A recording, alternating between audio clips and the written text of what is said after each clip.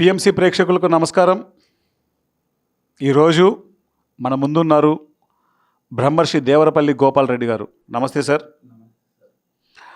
బ్రహ్మర్షి దేవరపల్లి గోపాలరెడ్డి గారు pyramid spiritual societies మూమెంట్లో ఒక గొప్ప మాస్టర్.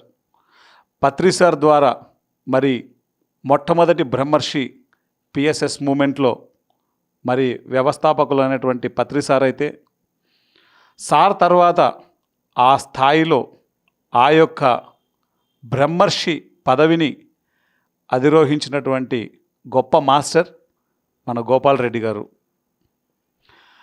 ఈరోజు మనం ధర్మవరంలో మన సీనియర్ పిరమిడ్ మాస్టర్ వెంకటస్వామి గారి ఇంట్లో ఈ ఎపిసోడ్ చేయబోతున్నాం.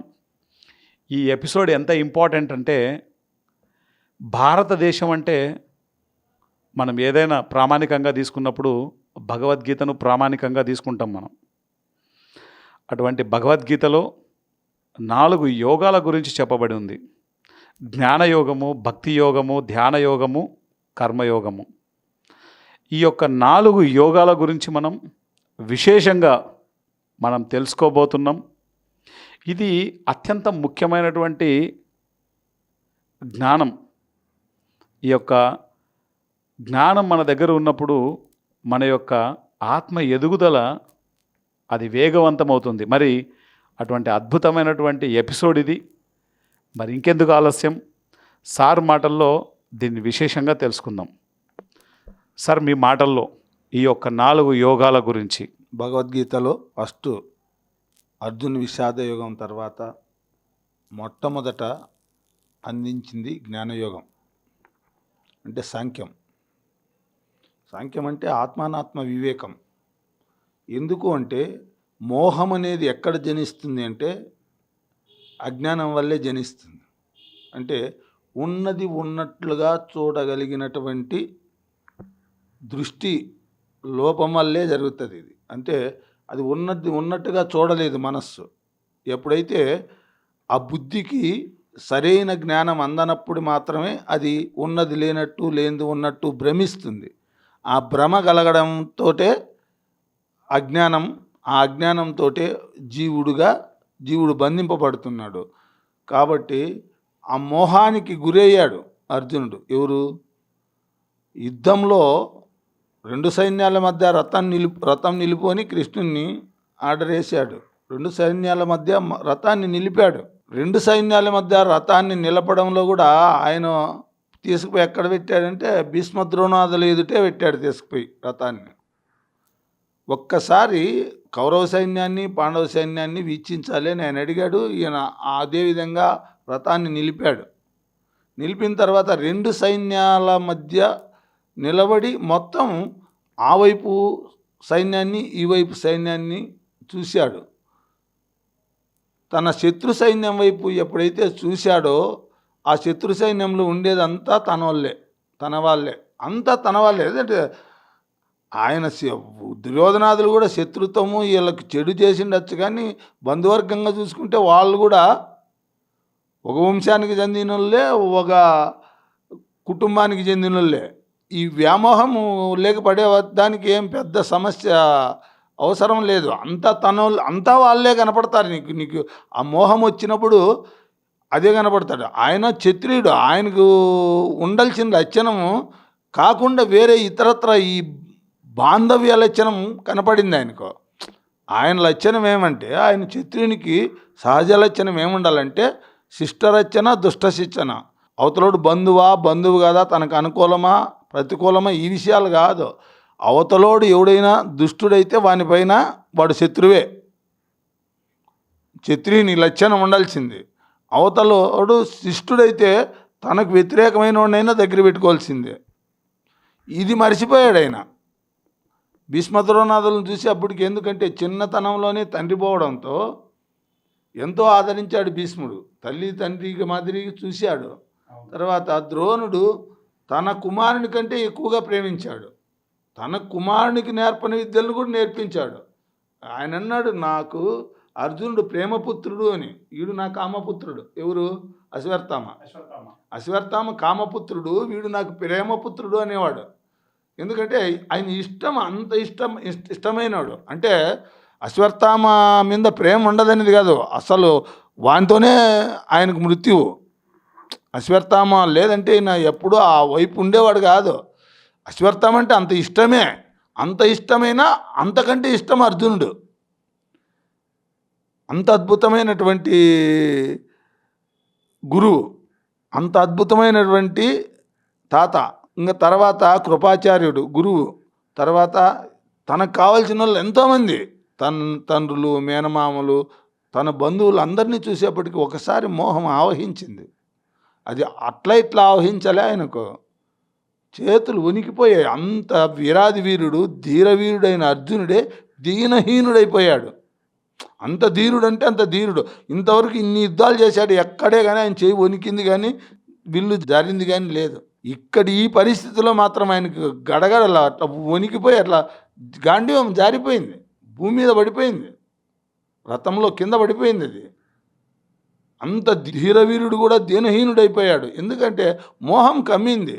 వీళ్ళు ఎవరు అంత నా వాళ్ళు, ఇంత పెంచి పెద్ద చేసిన ఈ తాతను చంపుకునేలా ఆయన ఉద్దేశంలో ఏమంటాడు, ఈ రాజ్యము వద్దు, రాజ్యభోగము వద్దు, నాకు అన్నీ వదిలేసేకి రెడీ, నేను బిచ్చమెత్తుకోనైనా జీవిస్తాను కానీ నేను ఈ విషయంలో నేను యుద్ధం చేయను అని కరాఖండిగా చెప్పేశాడు కృష్ణునికి.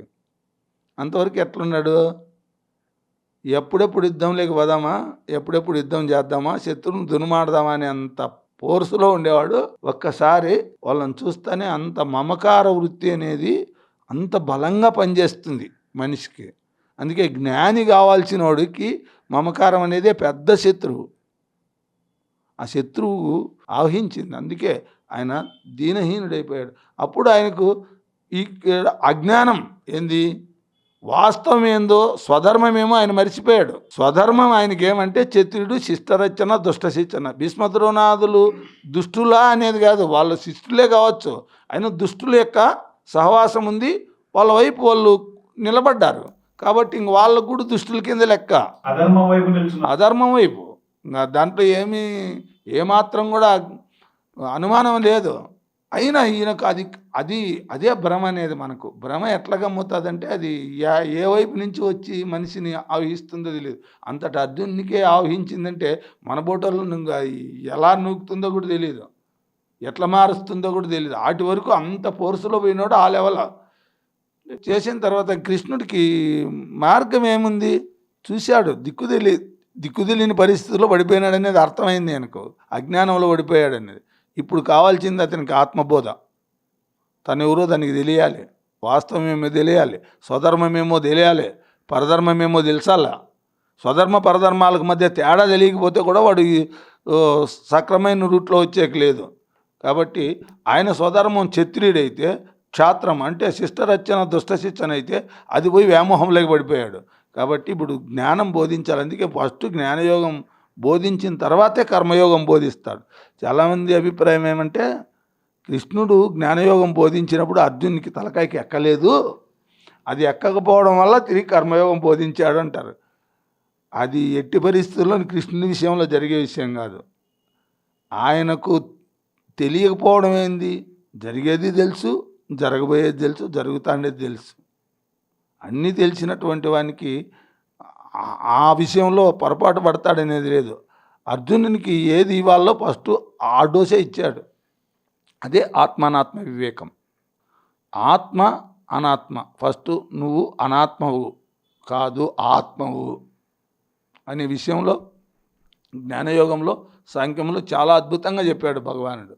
క్లైబ్యం అస్మగమపార్థ నైతత్వయు ఉపపద్యతే క్షుద్రం హృదయ దౌర్బల్యం త్యక్తోత్తిష్ట పరంతప అంటాడు. బో అర్జున, నీవు పిరికితనమునకు లోను కావద్దు, ఇది నీకు ఉచితం కాదు.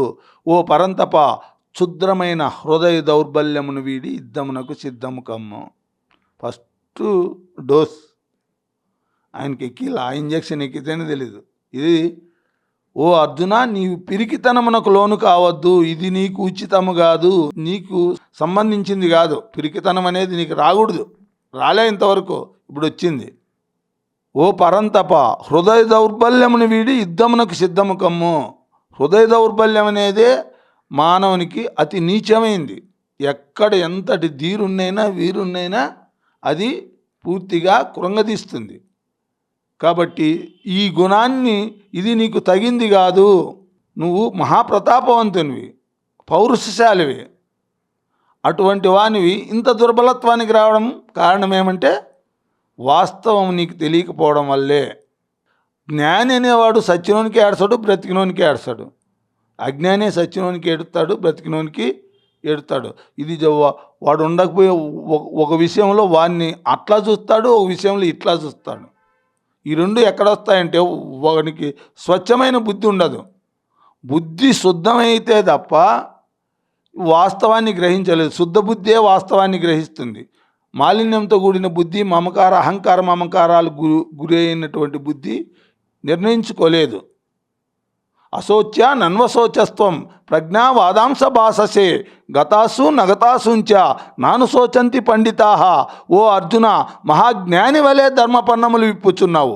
7వ గోడని వారి కొరకు విలపించుచు 3ని వలె ప్రవర్తించుచున్నావు. విఘ్నులు లేక పండితులు సచ్చిన వారికి బ్రతికిన వారికి కూడా దుఃఖింపరు. ఓ అర్జున, అశోచ్య నన్వశోచస్త్వం ప్రజ్ఞావాదాంశ భాససే గతాసు నగతాసుంచ నాను శోచంతి పండితాహ. ఓ అర్జున, మహాజ్ఞాని వలె ధర్మపన్నములు విప్పుచున్నావు. వాళ్ళు నా తండ్రులు, వాళ్ళు నా తాతలు, వాళ్ళని చంపితే నాకు నరకం వస్తుంది, ఆ నరకాన్ని అనుభవించే కంటే నేను బిచ్చమెత్తుకొని జీవించడం మేలు. ఒకవేళ వాళ్ళని చంపితేననుకో, గురువులను, తండ్రులను, తాతలను చంపిన తర్వాత ఆ రాజ్యం వస్తే కానీ నేనేం అనుభవిస్తాను?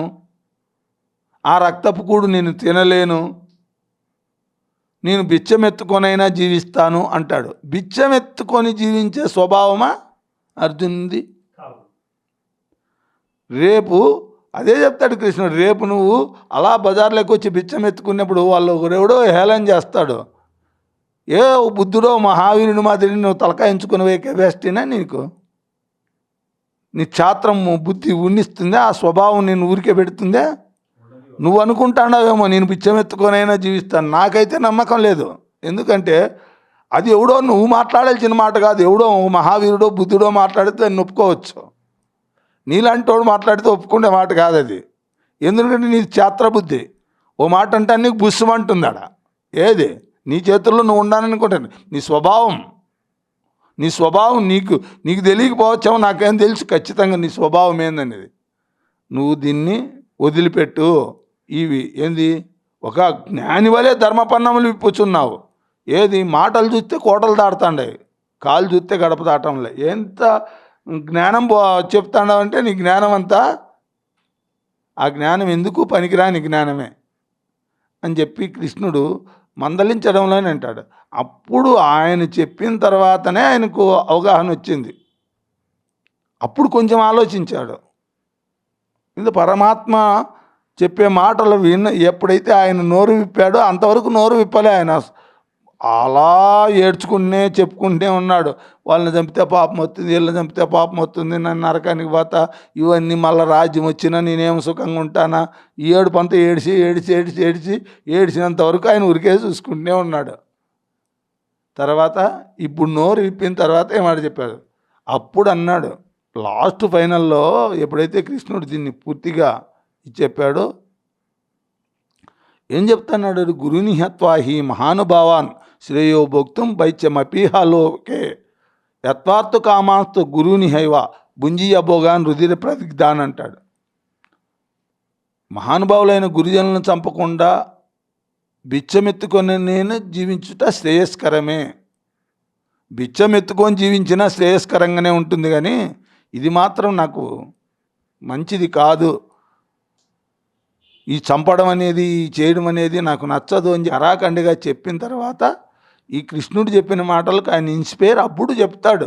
కార్పణ్య దోషోపహత స్వభావ పృచ్ఛామి త్వాం ధర్మ సమ్మూఢచేతా యచ్రేయ శాన్నిశ్చితం బ్రూహి తన్మే శిష్యస్తేహం శాదిమాం త్వాం ప్రసన్నం అంటాడు.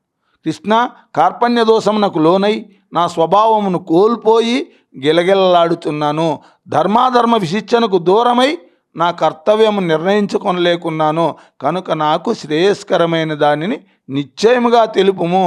నేను నీకు శిష్యుడను శరణాగతుడను, ఉపదేశింపుము. ఎప్పుడు శరణు అన్నాడో అప్పుడు కృష్ణుడు జోక్యం చేసుకోవాల్సి వచ్చింది. కార్పణ్య దోషమునకు లోనై నా స్వభావమును కోల్పోయి, నేను ఛాత్ర స్వభావం నన్ను కోల్పోయిన గిలగిలలాడుచున్నాను. నిర్ణయించుకుంటే ఇది ఏది మంచో ఏది చెడో ఎంచుకోలేకపోతున్నా, ఏది ధర్మమో ఏది అధర్మమో ఎంచుకోలేకపోతున్నా, ధర్మాధర్మ విశిష్టన కోల్పోయా. కార్పణ్య దోషమునకు లోనై నా స్వభావమును కోల్పోయి గిలగిలలాడుచున్నాను. ధర్మాధర్మ విశిష్టనకు దూరమై నా కర్తవ్యాన్ని నిర్ణయించుకోలేకున్నాను. అధర్మమేదో అధర్మమేదో నిర్ణయించుకోలేక కర్తవ్యాన్ని నేను నిర్వర్తించలేకపోతున్నా. కాబట్టి నాకు శ్రేయస్కరమైన దానిని నిశ్చయముగా తెలుపుము. ఈ మాట చాలా అద్భుతమైన మాట. చాలామంది శ్రేయస్సు అంటే శ్రేయోభిలాసులు అంటుంటాం మనం. శ్రేయస్సు ప్రేయస్సు రెండు ఉంటాయి. ప్రేయస్సు అంటే అనిత్యమైనవి, అనిత్యమైన భోగాలన్నీ ప్రేయస్సులే. నువ్వు ఎన్ని మేళ్ళన్న చెయ్యి, ఎన్ని యజ్ఞాలన్న చెయ్యి, ఎన్ని యాగాలన్న చెయ్యి, ఏవైతే వచ్చిపోతాయో అవన్నీ ప్రేయస్సులే, ప్రేయోకర్మలే. యజ్ఞం చేస్తావు, నువ్వు ఇప్పుడు పుణ్యం వస్తుంది, మళ్ళీ పైలోకాలకు పోతావు, పై పుణ్యం అయిపోతుంది, మళ్ళా కిందికి వస్తావు, మళ్ళీ జీరోలోకి వస్తా అంటావు. రావడము పోవడమే. కాబట్టి శ్రేయ మార్గం ఎంచుకోమంటే, శ్రేయస్సు అంటే వచ్చిపోయేది కాదు, ఒక్కసారి వచ్చింది అది పోదు. అంటే నేను ఆత్మను అని నువ్వు గుర్తించినావా, ఆత్మను అని గుర్తిస్తే అది శ్రేయస్సు. నీ స్వరూప జ్ఞానం పొందడమే నీకు శ్రేయస్సు. ఇవన్నీ ప్రేయస్సులే. ఏవి? అనిత్యమైనవి నిత్యమైంది. అందుకే ఫస్ట్ చెప్తాడు, అయ్యా ఇవన్నీ ఏం కాదు. ఏమంటాడు? ఫస్ట్ యజ్ఞాలు చేయి, యాగాలు చేయి, వ్రతాలు చేయి, దానాలు చేయి, ధర్మాలు చేయి అని ఎన్నో చెప్తాడు కృష్ణుడు. చేయమంటాడు. దీనివల్ల నీకు శుభాలు వస్తాయి, ఇహలోక సుఖాలు పరలోక సుఖాలు వస్తాయి. పుణ్యకర్మలు అన్నీ ఆచరించడం వల్ల ఇహలోక పరలోక సుఖాలు అన్నీ లభ్యమవుతాయి. అయితే అవి ఏమవుతాయి? మళ్ళా పోతాయి.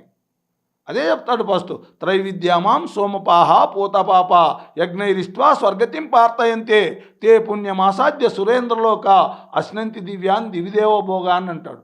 కొందరు 3 వేదములను అధ్యయనమనర్చి యజ్ఞములచే నన్ను ఆరాధించి విగత పాపులై స్వర్గఫలములను ఆపేచ్చింతురు. అట్టివారు వారు పుణ్యకర్మ ప్రాబల్యం వలన దేవలోకమునకు పోయి దేవేంద్ర భవనమునందు దివ్యములకు దేవభోగములను అనుభవింతురు.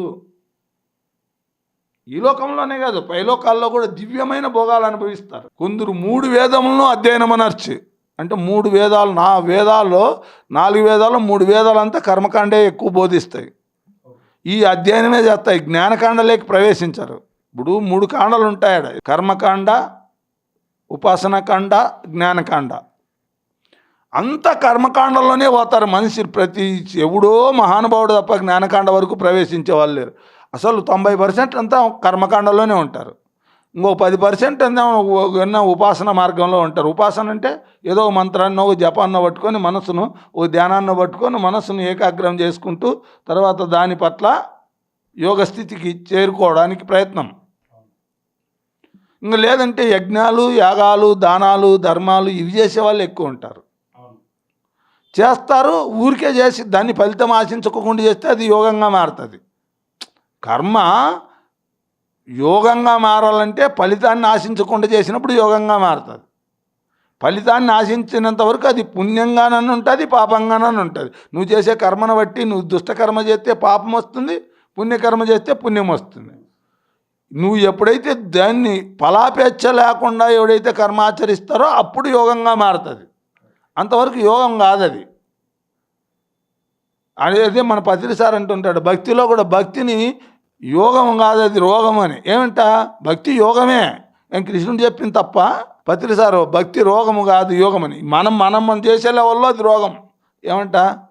ఏదో కోరుకొని గుడికి పోతాం, టెంకాయ కొడతాం, లేకపోతే పూజ చేస్తాం, పూజ చేసి ఏదో ఒకటి కోరుకుంటా అంటాం. కోరుకున్నంతవరకు అది రోగమే. ఎందుకు రోగం?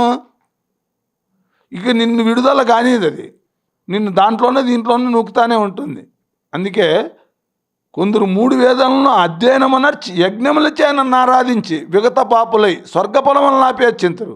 అట్టివారు వారి పుణ్యకర్మ ప్రాబల్యం వలన దేవలోకమునకు పోయి దేవేంద్ర భవనమునందు దివ్యములకు దేవభోగములు అనుభవించరు అని చెప్పినోడు ఆడే నిలబడి. అదే భగవద్గీతను అర్థం చేసుకోవాల్సింది. ఇక్కడికి ఇచ్చేదండి పైకి ఎక్కుతారు ఆకాశానికి అందరూ. ఎందుకు నేను దానం చేసినాను, నేను యజ్ఞం చేసినాను, నేను యాగం చేసినాను, ఇంతకంటే ఇంకేముంది ఈ ప్రపంచంలో, ఇంతకంటే ఇంక ఉత్తమమైనవి ఏముండాయి అన్నట్లుగానే ఉంటారు. ఇక రెండో శ్లోకంలో ఏం చెప్తాడు తెలుసా? తీసి అట్ట కిందికి పడేస్తాడు దాన్ని. ఇంత ఆకాశానికి ఎత్తినాడు. 3 వేదాలను అధ్యయనమునర్చి యజ్ఞములు చే నన్ను ఆరాధించి విగత పాపులై స్వర్గఫలములను ఆపేచింతురు. అట్టివారు వారు పుణ్యకర్మ ప్రాబల్యం వలన దేవలోకమునకు పోయి దేవేంద్ర భవనమునందు దివ్యములకు దేవభోగములను అనుభవింతురు అంటాడు. రెండో శ్లోకంలోనే ఏమంటాడు? తేత్వం భుక్త్వా స్వర్గలోకం విశాలం చీనే పుణ్యే మర్త్యలోక విశంతి ఏవం త్రయీ ధర్మ మనుప్రపన్న గతాగతం కామకామాలవంతే అంటాడు. అట్టివారు విశాలముకు స్వర్గలోకమునందు స్వర్గసుఖములను అనుభవించి పుణ్యం క్షీణించగా మర్త్యలోకమునకు తిరిగి వత్తురు. ఇట్టి భోగపరులకు వారు వచ్చుచూ పోవచ్చు నుండు అశాశ్వతమును సంసారహేతువునకు అల్ప ఫలములు నందుదురు అంటాడు, కానీ గొప్ప ఫలములు నందుదురు అన్నాడు. సంసారం అంటే పుట్టడము చావడం. ఏమంట శంకరాచార్యులు చెప్తారు కదా, పునరపి జననం పునరపి మరణం పునరపి జనని జఠరే శయనం యహ సంసారే బహుదుస్తారే కృపయా పారే పాహిమురారే. పుడతాండావు సస్తాండావు. ఎన్నిసార్లు తల్లి గర్భం లేకొచ్చావో, ఎన్నిసార్లు తల్లికి గర్భశోకం మిగిల్చావో, నువ్వేం సాధించింది? మళ్ళా వచ్చితివి పుణ్యము చేస్తువో లేకపోతే పాపము చేస్తువో, మళ్ళా పోతివి మళ్ళా వస్తువి. రావడము పావడమే ఉంది, కానీ ఇంక సంసారం అంటే చాలా మంది ఏమనుకుంటే భార్య పిల్లలతో కాపురం చేయడం అనుకుంటారు. ఈ సావడము పుట్టడమే, చావు పుట్టుకులే సంసారం. ఇది ఎన్ని కోట్ల జన్మలైందో ఇప్పటికి అలా కొనసాగుతూనే ఉంది. దీని పట్ల అవగాహన లేదు, అర్థము కాలే. అర్థమై దాని నుంచి బయటపడాలనేటువంటి ఆలోచనే రాలే. నేను ఎందుకు వచ్చింది మానవ జన్మ? 84 లక్షల జీవరాశుల్లో 83,99,999 జన్మలు ఇదే దాంట్లో మునిగి తేలుతాండే. ఎందుకంటే అది దానికి తెలియక అవి 83,99,000 దానికి బుద్ధి లేదు. ఆ ఒక్క జన్మ హైయెస్ట్ మానవ జన్మ, ఉత్తమ జన్మ అంటారు కదా, ఈ జన్మలోకి వచ్చి ఈ జన్మను కూడా వీడు వృత్తా చేసుకుంటున్నాడే. అవి చేయడం విడిచిపెట్టి దానికి బుద్ధి లేదు. 84 లక్షల జీవరాశుల్లో 83,99,999 జన్మలకు దానికి బుద్ధి లేదు. మానవ జన్మ ఉత్తమైంది ఎందుకంటాడంటే బుద్ధి ఉంది, ఈ స్వేచ్ఛ ఉంది, రెండు ఉన్నాయి. బుద్ధి స్వేచ్ఛ అనేది ఈ జన్మకు మాత్రమే ఉన్నాయి. మిగతా జన్మలకి ఆ పశుపత్యాదులకు అవి బుద్ధి లేదు, వాళ్ళకి స్వేచ్ఛ లేదు. ఒక్క మానవునికి మాత్రమే బుద్ధి స్వేచ్ఛ ఉంది. దాన్ని ఉపయోగించుకొని బయటపడాల భవబంధాల నుంచి. వచ్చి నీ ఒక్క జన్మను ఉపయోగించుకుంటాడావంటే ఏమీ ఉపయోగించుకోలే. ఏం ప్రయోజనం వచ్చింది నీకు? ప్రయోజనం ఏమి? నీ మానవ జన్మకు వచ్చిన దానికి ఏం ఉత్తమమైన దానికి నువ్వేం ఉపయోగించుకున్నావు నువ్వు అని అడిగితే మన దగ్గర సమాధానమే లేదు. 199 మంది దానికోసమే పడి తింటున్నాడు, తాగుతున్నాడు, నిద్రపోతున్నాడు, సత్తన్నాడు, పుడతాన్నాడు. ఏమి ప్రయోజనం ఏమొచ్చింది? పశుపత్యాదులు కూడా అదే పని చేస్తాండి. ఒక ఇంద్రియ సుఖాలు, ఇంద్రియ భోగాలు అనుభవించడం అంటే అవి కూడా మనిషితో పాటు దానిలోకి అన్ని సుఖాలు ఉన్నాయి. అవి తింటాండాయి, అవి తాగుతాండాయి, అవి నిద్రపోతాండాయి, అవి పిల్లల్ని కంటాండాయి, అవి పెద్ద చేస్తాండాయి. అదే పని నువ్వు చేసి నువ్వు ఆ లెవెల్లోనే నువ్వు మరణిస్తే నీకు ఏం ప్రయోజనం మానవ జన్మ? ఏదో నేను ఇంకా కొంచెం ఒక స్టెప్ ముందరకేసినోడు ఏమంటాడంటే నేను పుణ్యం చేసినాను అంటాడు. పుణ్యం నువ్వేనా చేసింది?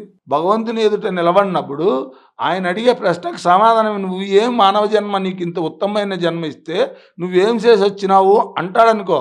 నేను గొప్ప పుణ్యాలు చేసి వచ్చినాను అంటావు. అంటే గొప్ప పుణ్యాలు నువ్వు మాత్రమే పుణ్యం చేయాలి. నీకంటే పశుపత్యాదులు, చెట్టు చేమలు కూడా ఇన్కార్నేషన్లో ఏడో ఉన్నాయి, వెనక్కి ఉండే చెట్టు చేమ, అవి కూడా పుణ్యం చేసి వచ్చినాయి. ఆ పని నేను చేసి వచ్చినాను అంటే నీకు ఇచ్చిన దానికి ఏం ప్రయోజనం పొందినావు నువ్వు? నీకు ఎందుకు ఇవ్వాలరా మానవ జన్మ అంటే ఏం చెప్తావు? నీకు ఎందుకు ఇవ్వాల మానవ జన్మంగా? తిరిగి నువ్వు ఆత్మజ్ఞానం కోసం తీసుకున్నావు జన్మ. నువ్వు ఎన్నోసార్లు అప్లికేషన్ పెట్టుకుంటే నీ పుణ్యాన్ని అంతా కూడబెడితే నా పుణ్యాన్ని అంతా మూట కట్టి నాకు మానవ జన్మ ఇస్తే నేను ముక్తిని పొందుతానని చెప్పి తీసుకుపోతివి. నువ్వు పోయి ఆడు చేసింది ఏమంట? నీకెందుకు ఇవ్వాలి మానవ జన్మ అంటే ఏ సమాధానం ఉండదు. చాలామందిలో సమాధానం ఉండదు. ఈ పుణ్యం చేసి పుణ్యాత్ములకు కూడా సమాధానం లేదు. ఆత్మజ్ఞానానికి సంబంధించిన ఎరుక మానవ జన్మ కలగనంత వరకు మానవ జన్మకు కూడా దానికి ఏమాత్రం ప్రయోజనం లేదు. ఇదే అడుగుతాడు ఖచ్చితంగా. నువ్వు ఏం సంపాదించినావు అంటే నేను పుణ్యాన్ని సంపాదించినాను అని కాదు, ఆ పుణ్యాన్ని కూడా సంపాదించలేదనుకో చాలామంది. ఆ తినేకి తాగేకి నిద్రపోయేకి ఆ పశుపత్యాదులనే మేలు, అవన్న పుణ్యము కొంచెం పుణ్యం చేసుకుంటాయేమో. ఎందుకంటే దానికి దాచుకునే బుద్ధి దోచుకునే బుద్ధి లేదు. మనకు దాచుకునేది ఉంది, దోచుకునేది ఉంది. ఇక నువ్వు మానవ జన్మ నువ్వు ఉద్ధరించుకునేది ఏంది? ఇంకా నువ్వేం ఉద్ధరించుకున్నావు అంటే ఏం సమాధానం లేదు. ఆ సమాధానం ఏందో ఆడిపోయినప్పుడు నీకు అర్థమవుతుంది. అందుకే జ్ఞానం. ఆ జ్ఞానం అనేది వస్తే కానీ నువ్వు ముందుకు వెళ్ళలేవు. అట్టివారు విశాలముకు స్వర్గలోకముందు స్వర్గసుఖములను అనుభవించి పుణ్యం క్షీణించగా మర్తలోకమునికి తిరిగి వత్తురు. ఇటు భోగపరులుగా వారు వచ్చుచూ పోవచ్చునుండు అశాశ్వతమును సంసార హేతువును అల్ప ఫలములు నుండుదురు. అల్ప ఫలాలు అంటే గొప్ప ఫలాలు అన్నాడు. పుణ్యాన్ని కూడా ఇంకా పుణ్యాన్ని కూడా మనం ఇది పుణ్యమే హయ్యెస్ట్ అనుకునే లెవెల్లో ఉంటాం. ఈ పుణ్యాత్మలు కూడా తీసి ఆడ పక్కన పెట్టేసక్తి భగవానుడు. అల్ప ఫలములు నందుదురు గొప్ప ఫలములు నందుదురు అన్నాడు. ఏం నీకు ప్రయోజనం ఏంది? అందుకే ఈయన అడిగింది, కార్పణ్య దోషమునకు లోనై నా స్వభావమును కోల్పోయి గెలగెల్లాడుతున్నాను, ధర్మాధర్మ విశిక్షణకు దూరమై నా కర్తవ్యాన్ని నిర్ణయించుకొనలేకున్నాను కనుక నాకు శ్రేయస్కరమైన దాన్ని నిశ్చయముగా తెలుపుము. ఈ పదం వచ్చింది లాస్ట్లో, శ్రేయస్కరమైన దాన్ని. ఆ పదం అన్నాడు, అది గ్రేట్.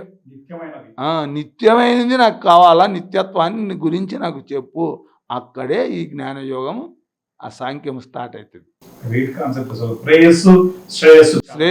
ప్రేయస్సు అంటే ప్రేయోకర్మలంటే మనం ప్రేయోకర్మలంటే చాలా మందికి అర్థం కాదు. మన పుణ్యకర్మలన్నీ కూడా ప్రేయస్సు లేక పోతాయి. అనిత్యం, నిత్యమైంది శ్రేయస్సు. అదే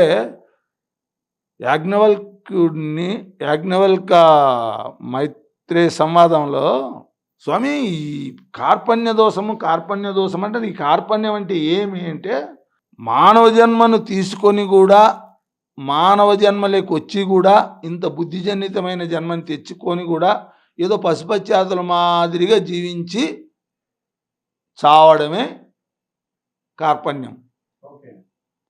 ఇప్పుడు కార్పణ్య దోషం అంటే కార్పణ్యం అంటే కొన్ని పదాలు బట్టి లోభి అనేది కూడా వస్తుంది. ఇంద్రియ నిగ్రహం లేనివాడు అనేది కూడా వస్తుంది. ఇంద్రియ నిగ్రహం లేనివాడిని కూడా కార్పణ్యుడు అంటారు, లోభిని కూడా కార్పణ్యుడు అంటాడు. అర్జునుడు ఇంద్రియ నిగ్రహం లేనివాడా, ఇంద్రియ నిగ్రహం ఉండేవాడా లేనివాడా? ఎట్లా ఉన్నది? ఇంద్రియ నిగ్రహం ఉండడానికి ఆయన గుర్తు ఏమంటే దేవలోకం పోయినప్పుడు సాక్షాత్తుగా ఎవరు మేనకాదేవి వచ్చి వరిస్తే నాకు పుత్రుని ప్రసాదించమంటే నాతో కలిసి పుత్రుని ప్రసాదించమంటే ఏమంటుంది ఆమె? ఆయన ఏమంటాడు తెలుసా? నేనే నీ పుత్రుని అనుకో తల్లి అంటాడు. ఆడు కూడా అంత అప్సరశాస్త్రి వచ్చిన ఇంద్రియాలను నిగ్రహించినాడు కాబట్టి అతని కార్పణ్యం ఉంది అనేక లేదు. లోభి అనేక లేదు. లోభి అనేక ఎందుకు లేదంటే లోభి ఎప్పుడు ధనాన్ని ఆశిస్తాడు, అన్నిటినీ వదులుకుంటాడు. బంధువులు చుట్టాలు వాళ్ళు పట్టాలు అనేది ఏందో మనోడు తనోడు అనేది డబ్బు రాజ్యము పదవి అంటే వాడికి ఇంకా ఎవరికైనా లాస్ట్ పెళ్ళాంనైనా కూడా వదులుకుండే సిద్ధమయ్యేతాడు.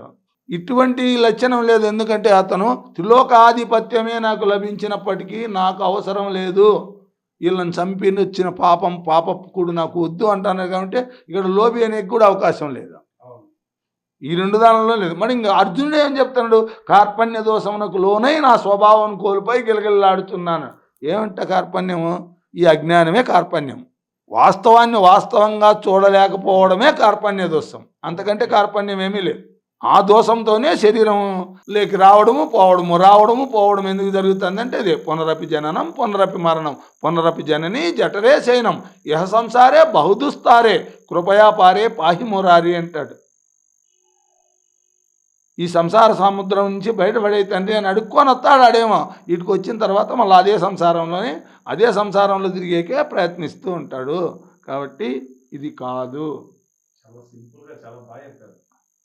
ఈ సంసార సముద్రం నుంచి దాటాల. ఎంతసేపు మనకేముంటుంది? అనిత్యమైన దానిపైన ఆసక్తి ఏముంటుంది మనకు? మన భార్య, మన పిల్లలు, మన సంసారం, మన ఇండ్లు వాకిళ్ళు, ఇవే వాస్తవమని ఇదే భ్రమే ఉంటుంది. దీనికోసమే వచ్చినామన్నట్టుగా, దీనికోసమే జీవిస్తామన్నట్టు. కాతే కాంత కస్తే పుత్ర సంసారోయ మతీవ విచిత్ర కశ్యత్వం కుత అయాత తత్వం చింత తదహ భ్రాంత అంటాడు. కాతే కాంత కస్తే పుత్ర సంసారోయ మతీవ విచిత్ర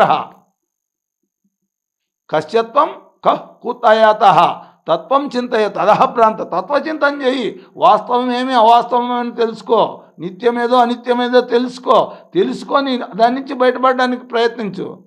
ఎవరు నీ భార్య, ఎవరు నీ పిల్లలు, ఏది నీ ఆస్తి, ఏది నీ ధనము, ఏమి నీవి, ఇవి ఎంతసేపు? ఒకసారి అలా ఆలోచన చేయి. సంసారం అనేది ఒక విచిత్రం అనేది అవి విచిత్రం కదా. ఇది మనం అనుకుంటాండేది ఇంత విచిత్రంలోనే విచిత్రమైన జీవితమే జీవిస్తాము. ఒరిజినల్ జీవితం జీవించలే, వాస్తవంగా మానవ జీవితం జీవించలే. పశుపత్యాదుల మాదిరి తింటాండవు, తాగుతాండవు. అవి కూడా మోహము, దానితో ఆ బుద్ధులతో అవి ఎట్లా ప్రవర్తిస్తాండో అవన్నీ దానికన్నా కొంచెం లైన్ ఉంది. ఏంది? కొంత స్థాయి వచ్చిన తర్వాత తన బిడ్డ కొంత ఎదుగుతానే కోడి కూడా దాన్ని దగ్గరికి రాని ఎర్రలుతుంది పక్కకు. అట్లా కాదు వీడు. చచ్చే వరకు బిడ్డలను వాళ్ళని తలుచుకుంటూ కూడా చచ్చేవాళ్ళు ఉన్నారు. ధనాన్ని పట్టుకొని ధనాన్నే తలుచుకొని చచ్చేవాళ్ళు ఉన్నాడు. అవన్నీ కొన్ని టయాలు వచ్చిన తర్వాత పక్కకన్నా పెడతాండే. మనం అది కూడా పెట్టడంలే. ఎందుకంటే ప్రకృతి ఆధీనం అది. అవి ఎందుకంటే అవి కరెక్ట్గానే ఉన్నాయి ఒక రకంగా పద్ధతుల్లో. మనకు పద్ధతి ఈ స్వేచ్ఛ ఇచ్చినది. ఈ జన్మకు, మానవ జన్మకు స్వేచ్ఛ ఉంది. అందుకే ఏమైనా చేస్తున్నాము అంతే. అందుకే దీనికోసమే జ్ఞానం కావాలనేది. 3 లోకాల్లోనూ భవబంధాల నుంచి నిన్ను దాటించగలిగేది ఏదైనా ఉంది అంటే అది సజ్జన సాంగత్యమే అంటాడు శంకర్లు. కాతే కాంత ధనగతి చింత వాతులకిం తవ నాస్తిని అంత త్రిజగతి సజ్జన సంగత రేఖ భవతి భవార్నవు తరుణే నౌక అంటాడు. ఎవరిని భార్య, ఎవరిని పిల్లలు, ఏది నీ ధనము, ఏది నీ ఆస్తి, ఈ 3 లోకాల నుంచి నిన్ను ఉద్ధరించగలిగేది ఏదైనా ఉందంటే అది సజ్జన సాంగత్యమే, సత్పురుషుల సహవాసమే. వాళ్ళ సహవాసం వల్లే నీకు వాస్తవం అనుభవంలోకి వస్తుంది, అవగాహనలోకి వస్తుంది. అవగాహనలోకి వస్తేనే నీ అనుభవంలోకి తెచ్చుకుంటావు, లేదంటే నీకు మార్గమే లేదు. అందుకే జ్ఞానదానం. నువ్వు అన్నదానం చేసినా ఇంకో దానం చేసినా వాడెవడు బయటపడే అవకాశం అయితే లేదు. వాడు తాత్కాలికంగా వానికి ప్రయోజనం కలుగుతుందే కానీ వానికి శాశ్వత ప్రయోజనం అనేది జ్ఞానంతోనే వస్తుంది. అందుకు జ్ఞానయోగం గొప్పతనం అంతా ఇంత కాదు. ఎప్పుడైతే మనం దీన్ని అర్థం చేసుకుంటామో, వాస్తవాన్ని గ్రహిస్తామో, ఈ వ్యామోహాలన్నీ సడలిపోతాయి. ఆ జ్ఞానం ఎంతెంత అవగాహనలోకి వస్తుంటో, ఎంతెంత వింటా అంటామో, ఇది ఒకనాటితో 2 నాళ్ళతో వచ్చేది కాదు, ఒక జన్మతో వస్తుందనే కూడా లేదు. భగవానుడు అట్లా వాడే ఈ జన్మలో నీకు జ్ఞానం వచ్చి నువ్వు ముక్తిని పొందుతారా అనలే. ఎందుకంటే స్వభావం అనేది అంత సులభంగా మారేది కాదు. ఆ స్వభావాన్ని మార్చుకోవాలంటే దాన్ని ఎంత డీప్గా అయినాలో. ఇప్పుడు వెంకటసామయ్యతో మాట్లాడేటప్పుడు ఏం చెప్పా, నాకు అంత అనుభూతి కలుగుతుంది. అట్లా అనుభూతికిలో అది అర్థం అవ్వాల. అంత అర్థమైతే అనుభూతి వస్తుంది. అర్థం కాకుండా ఊరికేంటి అనుభూతి రాదు. అంత ఏకాగ్రమైన చిత్తం కావాలా. అందుకే భగవద్గీత చెప్పినప్పుడు కూడా ఈ కృష్ణుడు అంత కొంత దూరం పోయిన తర్వాత ఏమంటాడు, ఓ అర్జున, ఈ గీతాశాస్త్రం ఏకాగ్ర చిత్తంతో వింటివే, ఏకాగ్ర చిత్తంతో నువ్వు దీనిపైన నేను చెప్పేదానిపైన నీకు దృష్టి ఉందా, లేకపోతే ఏమైనా బయటకు ఏమైనా బాతాందా? ఏకాగ్ర చిత్తంతో వింటివా ఓ ధనంజయ, అజ్ఞానజనితమైన నీ మోహము పూర్తిగా నశించినదా? ఇది కరెక్ట్గా నువ్వు విన్నావనుకో ఈ గీతాశాస్త్రాన్ని, అజ్ఞానజనితమైన నీ మోహం ఖచ్చితంగా పోతుంది. ఏంటంటే వాస్తవం ఏదో అవాస్తవం ఏదో తెలిసిన తర్వాత వాళ్ళ మీద నీకు వ్యామోహం ఎక్కడ ఉంటుంది? నీకు వాళ్ళకి సంబంధం ఏంది అనేది నీకు అర్థమైపోతుంది. నువ్వెవరు అనేది నీకు అర్థమవుతుంది, వాళ్ళు ఎవరు అనేది నీకు అర్థమవుతుంది. అంటే ఆయన ఏమంటాడు, పూర్తిగా నష్టోమోహ స్మృతిర్లబ్ధ తత్ ప్రసాదాన్మయాచ్యుత స్థితోస్మి గత సందేహ కరిష్యే వచనం తవా అంటాడు. ఓ అచ్యుత, నీ కృప వలన మోహం పూర్తిగా నశించినది, స్మృతిని పొంది తిని ఎరుకొచ్చింది నాకు ఇప్పుడు. అంటే అవగాహన వచ్చింది. నువ్వు చెప్పే మాటల వల్ల నాకు అవగాహన వచ్చింది. సంశయరహితుడనైతిని. ఇంక సంశయాలు ఏంటి ఉంటాయి? నేనెవరో నన్ను తెలిసిన తర్వాత, నిత్యత్వాన్ని అర్థమైన తర్వాత, అంతటా నేనే ఉన్నానన్న తర్వాత ఇంకెవరి మీద వ్యామోహం, ఎవరి మీద అనురాగ రాగం ఎక్కడుంది, ద్వేషం ఎక్కడుంది? ఎవరిపైన రాగము, ఎవరిపైన ద్వేషం? అంతా నేనైనప్పుడు నాకు దేనిపైన రాగం, దేనిపైన ద్వేషం? రాగద్వేషాలు అనేది అజ్ఞానంలో ఉంటాయి. అజ్ఞానం తొలగిందే రాగద్వేషాలకు తావులేదు. ఇంకా అందుకే అజ్ఞానజనితమైన నీ మోహం పూర్తిగా నశించినదా అని అడిగినాడు ఆయన. ఈయనేం చెప్తున్నాడు? ఓ అచ్యుత, నీ కృప వలన నా మోహం పూర్తిగా నశించినది. ఇప్పుడు సంశయరహితుడనైతిని, ఏ సంశయము నాకు లేదు. నీ ఆజ్ఞను తలదాల్చెదను. ఒప్పుకుంటాడు పూర్తిగా. ఏడా అర్థమైతే అప్పుడు నువ్వు చెప్పింది వాస్తవం. ఇప్పుడు నేను చేయాల్సిన పని నాకేం కర్తవ్యము? శిష్టరచన దుష్ట శిక్షణ. ఇప్పుడు దుష్ట శిక్షణ చేసేదే నా కర్తవ్యం కాబట్టి శిష్టరచన చేసేదే నా కర్తవ్యము. అవతలుడు భీష్ముడా, ద్రోణుడా, కృపాచార్యుడా, లేదా శత్రువా, మిత్రుడా అనేది కాదు. ఎవరు అధర్మపరులో వాళ్ళని చంపడం నీ కర్తవ్యం. నువ్వు క్షేత్రధర్మ ప్రకారం నువ్వు వాళ్ళను చంపడం. అందుకే చంపితే దాంట్లో పాపం లేదు. అంతవరకు పాపం వస్తుంది అంటున్నాడు. చంపకపోతే పాపం చంపితే పాపం వస్తుంది అంటాడు అర్జునుడు. చంపకపోతే పాపం వస్తుంది అంటాడు కృష్ణుడు. ఇద్దరికి ఎంత వైషమ్యం ఏముందంటే అంత వైషమ్యం ఏముంది. ఇద్దరు దగ్గరే ఉన్నారు. ఆయన స్థాయి ఎక్కడో పడిపోతుంది, ఈయన స్థాయి ఎక్కడో పోతుంది. ఆయన ఏమంటాడు? చంపడము, వాళ్ళు నాకు అంత పెంచి పెద్ద చేసిన వాళ్ళను, గురువులను చంపడము పాపం వస్తుంది, నా అధర్మము అంటాడు. ఈయనేమంటారు కృష్ణుడు? వాళ్ళని చంపకపోతేనే పాపం వస్తుంది, వాళ్ళని చంపితేనే ధర్మము అంటాడు కృష్ణుడు. ఇది అర్థం చేసుకుంటే కూడా అంత తేలిగ్గా ఉండదు. నిజమే కదా, మన బోటల్లో కూడా అనుకుంటే నిజమే కదా, పాపం అంత పెంచి పెద్ద చేసిన వాళ్ళని ఎట్లా చంపుతాడు? చంపడం పాపమే కదా అనుకుంటాం మనం. లేదు, ఆయనకు స్వధర్మం అంటుంది. ఎప్పుడైతే స్వధర్మాన్ని కోల్పోతామో అప్పుడు వచ్చేది పాపం. కర్తవ్యతా దృష్టితో చేసేటటువంటి కర్మలకు పుణ్యపాప ఫలితాలు రెండు లేవు. నీ కర్తవ్యాన్ని నువ్వు చెయ్యి, దాంట్లో పుణ్యము రాదు, నీకు పాపము రాదు. నీ కర్తవ్యం నువ్వు చెయ్యి, దానివల్ల ఏమవుతుంది? పుణ్యము పాపము లేకపోతే ఏం ప్రయోజనము? ఏమవుతుంది తెలుసా? పుణ్యపాపాలు బేరే చేయకోకుండా ఆ కర్మ చేసినప్పుడే చిత్తశుద్ధి కలిగేది. నీ కర్తవ్యతా దృష్టితో కర్మ చేస్తే పాత వాసనలు డిలీట్ అవుతాయి. ఎవడికైనా కూడా ఏ కర్మ అయినా చెయ్యి, పాత వాసనలు డిలీట్ అవుతాయి. కర్మ చేస్తే కర్మకు ఉండే గొప్ప లక్షణం ఏమంటే ఆ మైండ్లో ఉండేటువంటి పాత వాసనలు డిలీట్ చేస్తుంది. నువ్వు మళ్ళీ తిరిగి ఆశిస్తావే, వచ్చి కొత్త వాసన చేరుతుంది. ఫలితం కర్తవ్యతా దృష్టితో చేస్తే లేదు. కర్తవ్యం నాకు ఇది పని కాబట్టి నేను చేస్తానంటే లేదు. నువ్వు అది చేసి నాకు ఇది కావాలన్నావు అనుకో, ఆటోమేటిక్గా ఆ వాసన వచ్చి మళ్ళీ చేరుతుంది. ఇది ఖాళీ అయిపోతుంది, అది మళ్ళీ భర్తీ అయిపోతుంది. అది ఎప్పుడు ఖాళీ కాదు. నీలో ఆత్మజ్ఞానం ఉదయించదు. నీ స్వరూప జ్ఞానం నీకు అనుభవానికి రావాలంటే బుద్ధి శుద్ధం అవ్వాలి. బుద్ధి శుద్ధమయ్యే అవకాశం ఇవ్వలే. నువ్వు అంతఃకరణ శుద్ధికి నువ్వు అవకాశమే ఇవ్వలే.